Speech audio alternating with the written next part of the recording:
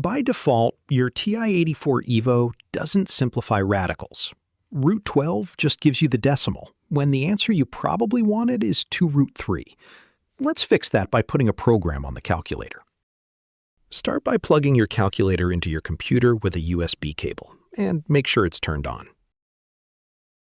Click the link in the description to open the Radical Simplifier program page.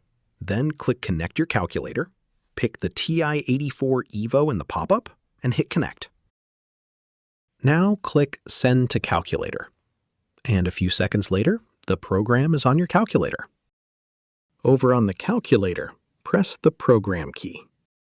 Choose TI Basic, and there's Radical right in the list. Press Enter to grab it, and Enter again to run it. It prints a square root sign and waits for a number. Type 12 and press Enter. This time you get 2 root 3, the exact simplified form. That's it.